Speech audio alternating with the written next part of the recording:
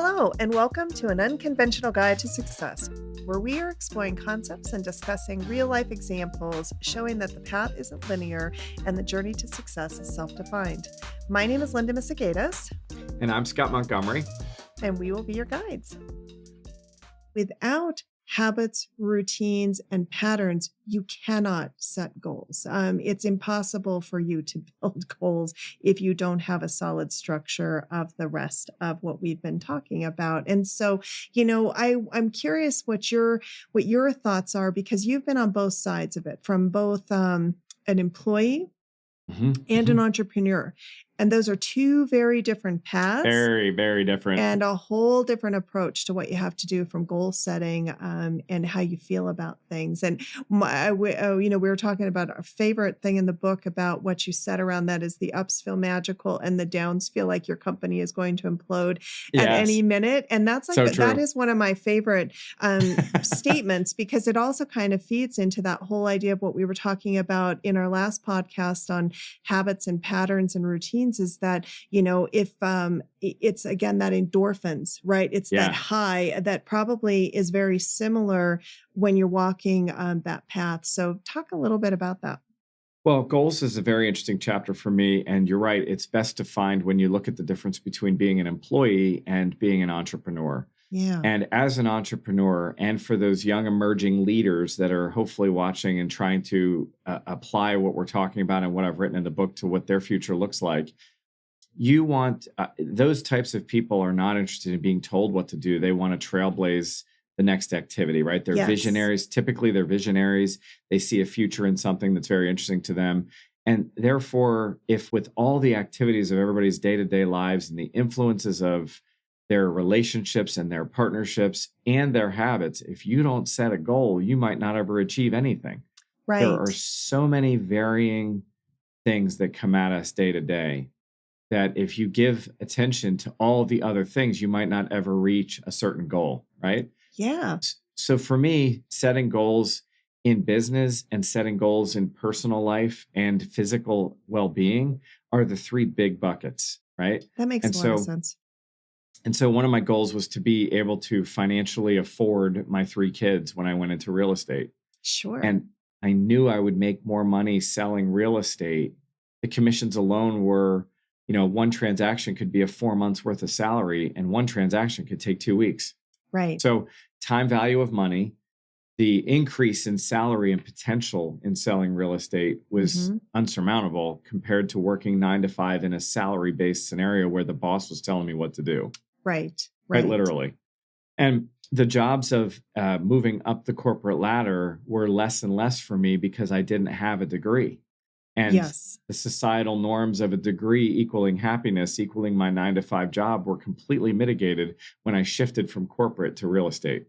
Right. And I was so fortunate in that, because part of my relationship capability is to network. And I met people who were actually going to help me seed my business before I even opened it. I had those conversations and I had that trust that there was an opportunity for me to open up WorldGate in the real estate market. And before I knew it, I was having listings and I was selling property and I had people working for my emerging practice in real estate. Yeah. And the money was greater than an annual salary within the first 6 months. That makes a lot of sense. Yeah. And one of my customers, or one of the potential people I was courting to do real estate, came to me and said, well, we could use some help in consulting. Remember, you worked in corporate. Would you be interested in doing some of that with us? And there began my transition out of real estate and into WorldGate as a consulting firm. And again, networking, not a goal I had set, but one that I had finally revisited as I recalibrated my goals. And I look at my goals probably once every 6 months, every 3 months. Sure. And I set different time goals, time focus goals. In other words, I don't set goals. In 10 years, I want to retire. I mean, big goal, right? Yeah. Next month, I want to make sure that my UKG practice is running smooth and that I've got a nice cohort of people that are supporting our client base in that area. Yeah. That might be different than the goal I was saying last month. If I want to grow the practice, I might want this month's goal to be a little tighter in process. Yeah. And so there's certain ways that you can set goals shorter term. A lot of people want to tackle goals 5-10 years out. I think that's a big mistake. I learned that the hard way. I set goals month, 6 month, 1 year. That's a good idea. The people I coach, same thing. They come at me and say, I just want to be successful and I'll be rich. And I know it's going to take 5 years. What are you doing to be successful and rich? It's Yeah. not going to happen in 5 years if you don't set those shorter term goals that sort of peel back the onion of success for you. Yeah. No, it's a really Really good important. point. Yeah, I think it really is important. And you're right. I do think that we have a tendency, again, to set lofty goals, then we can't achieve them, then we feel Yep. like we're a failure, and we just kind of create a pattern that makes us feel like, well, I'm never going to be successful. Nothing's ever going to work for me. And, we kind of And I end just up in keep a this. job. Yeah, and I'll Yeah. just keep a job, or, we kind of fall into this victim mentality that, I guess it just wasn't meant to be, or the world's against me, or something of that nature. But what I will say too is that, for those people who are not, similar to people like myself who were more comfortable working in the corporate America, because not everybody's cut out to be an entrepreneur. It takes a lot of It's true. risk to take that chance to go out and do something. And so, for myself, what I had to look at is, what could I do to achieve the goals that I wanted? So in every job I've ever had throughout my career, I never just did that job. So I was always looking for what else could I do. So kind of what we were talking about in our last podcast around, creating routines and patterns and habits. What I would also do when I would go into these positions is, one, I would immediately figure out a much more efficient way to do the job.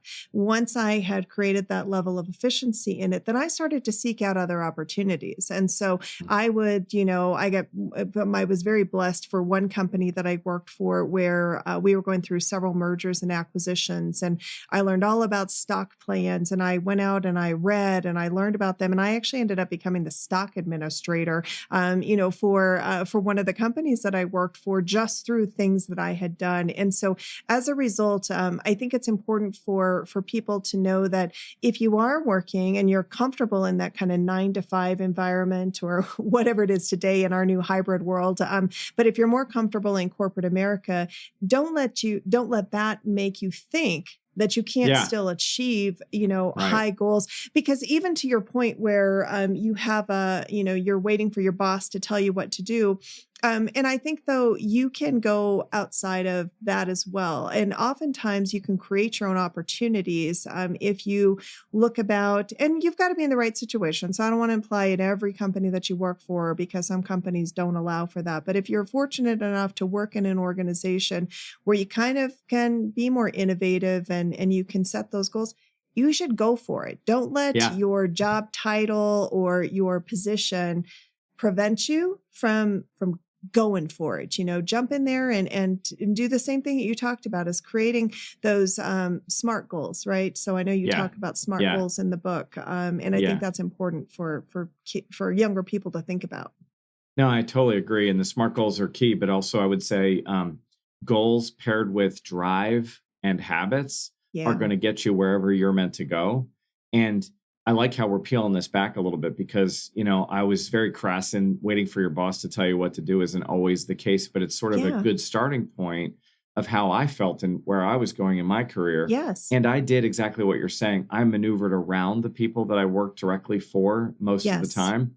And not out of disrespect, but out of drive, out of Right. goals, and out of the habit of trying to be better for myself. Right. So So it's Scott, I'm curious though. So what made you think that you were smart enough to be an entrepreneur? I mean, you didn't go to college, you didn't have a degree in business. So what made you think that all of a sudden you were smart enough to go out there and start your own business? I surrounded myself with the right support teams. And when I say that, I mean my relationship with my wife, my partnership with my wife Yeah. stabilized. I didn't have excessive debt. I had already learned how to manage money. I Yeah. had already been close. I had my car repoed in the mid 90s. I had already rebounded from that. I bought my house. We had enough money, and I did not have debt enough that couldn't be handled by my partner if I imploded.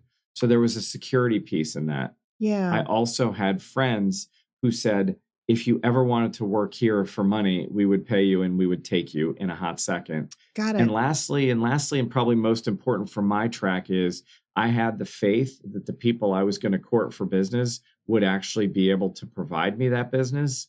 if I went ahead and did. If they weren't asking me already, I was offering to other areas.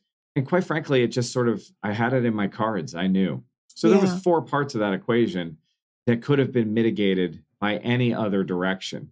And Yeah. instead I'm writing books about how I paid attention to the awareness of these different attributes to how I found success.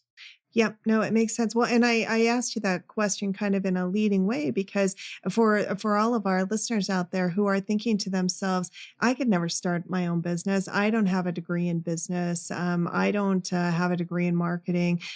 So how could I possibly do that? And I think that what's so important about what you just said is that, and again, not that we're saying you shouldn't go to college, because I think, sometimes that's a right path for individuals, but it's not for everyone. But don't let that limit yourself in the belief that you can't start your own business. And to what you just said is, it kind of goes back to our first podcast where we were talking about relationships and partnerships and the social network and the capital that you Yeah, create along the way. 100%. Those are all resources that then you get to tap back into. So you don't necessarily, because my guess is that you're not an expert in all things business now, that you still have people around you that you can tap and say, hey, I need your help with this. 100%. And, solopreneurs, entrepreneurs all need a staff of people or resources around themselves. And I had set that up for myself when I went into business. In other words, I knew I could get a job Yeah. if my consulting stuff didn't work out. And I was willing to take that risk. And I got lucky. It paid off for us at Yeah. WorldGate. And the other thing that's really important is it's not what I know from not having a degree or having a degree. It's always been, and I will preach this till the day I die, it's who you know, not what you know. Yeah. And the more important piece of that is I know who I know because I'm a continual learner to improve on the opportunities they provide me. Yes. And I think that So makes a lot important. of sense. It really does, because, you said something else interesting when you were talking about, I'd already learned about, I didn't have a lot of debt. And that's another thing. I'm glad to see that they're starting to incorporate that, because I would encourage all young people, if you're not getting an education around credit, finance, just personal finance, and understanding how to manage debt to income. It's important to do that. There are a lot of free classes out there that you can take around that. And I think that that's an important lesson, because I know for us, like, we didn't learn any of that. And our Nope. parents certainly did not talk about finances with us at all. And so we had no idea. We just were thrust out into the world and had to learn the hard way. The sandwich So, generation. Aren't we lucky? yes, exactly. Yes, we had to just go do it. But what I think is really important about this is, I look at a lot of young people who are really kind of doing this thing around influencing, right? Being a social influencer. And what Yeah. I think that is missed in all of that is that there is a business aspect to being an influencer. There's marketing, there's finance, there's relationships, there's all of those things that we've been talking about in these podcasts that get missed because you get caught up in the glamour of it and forget to get grounded in In the what's back really office. happening. Yeah. And I think that's also what causes a lot of the challenges that young people are facing when they're not prepared to then take both negative and positive feedback, right? Because Yeah. they've not prepared themselves for that by going through what we've described around like habits, routines, patterns, goals, relationships, partnerships. Those are all such an important component to everything you do.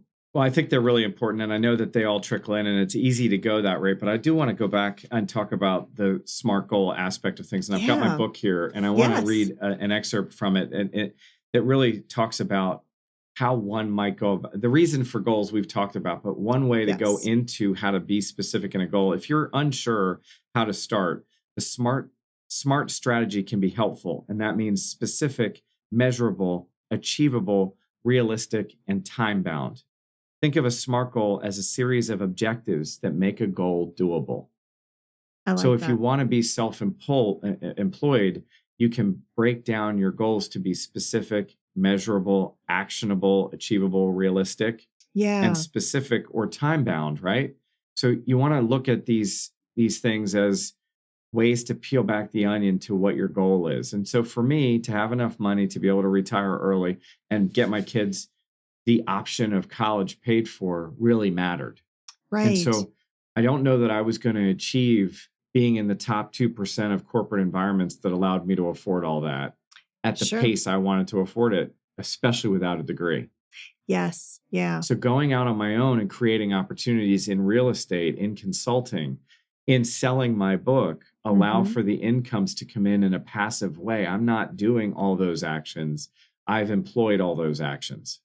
Yeah. No, I And think that that's was a a really goal. good point. Yeah. Well, so thinking about that, when one of the things that you also say in your book is you talk about at the points where you have to evaluate your happiness and your pursuits, Mhm.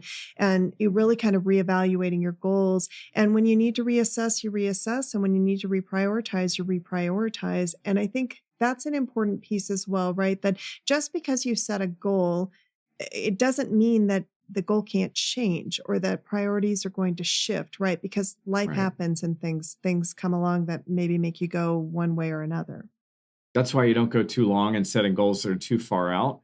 And I also think the word pivot is important here because as impacts occur, you have to be able to pivot and shift your goals to align to the bigger goal, right? So it's Yeah. again peeling back this onion of goals, getting you to a place where you want to find success.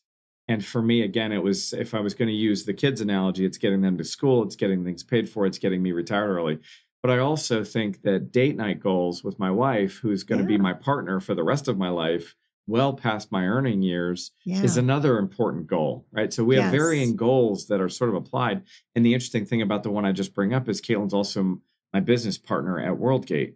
So Right. not only are we in relationship, not only are we in business together, some of my goals are aligned with the habits that we share and the objectives around the SMART goals.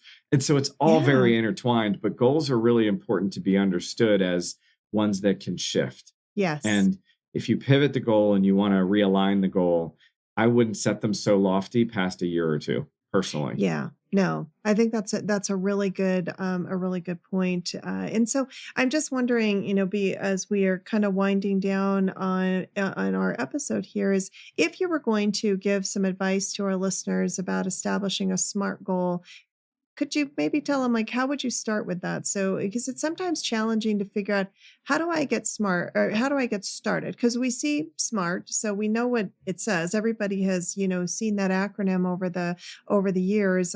But how do I do it? Oh, I've got a What's the very easy first answer. step? The Yes, first step is www.howdidyougethere.com. I love it.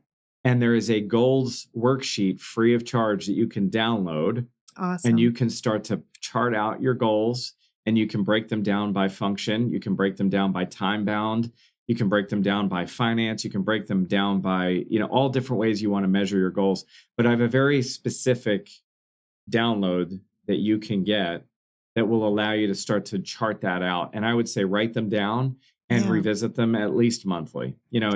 I get into my lists daily, but I Yeah. also strategic plans are good for long term monthly goals. There's a lot of different ways you can set those up, but definitely drive them towards your success. And have the goals smart sheet you can pull down. No, I love it. That's great. Thank you for sharing that. We hope you enjoyed this episode of An Unconventional Guide to Success. In each episode, Scott and I will share experiences and relationships that have shaped us. Our next episode, we will focus on how important your mindset is in taking care of yourself. When you go from a fixed mindset to a growth mindset, a new world of possibilities open up. Keller Williams Realty. An Unconventional Guide to Success is an inspirational, motivated series hosted by Scott Montgomery and Linda Misegadis, recorded on Riverside.fm. Music, editing, and production by Logan Misegadis. Check out Scott Montgomery's new book, How Did You Get Here?, and all the helpful related materials at www.howdidyougethere.com.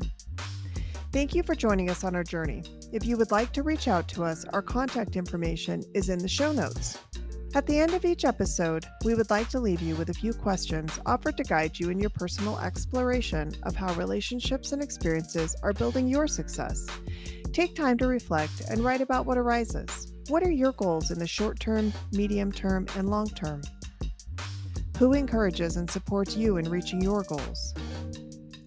What goals have you set that no longer serve you?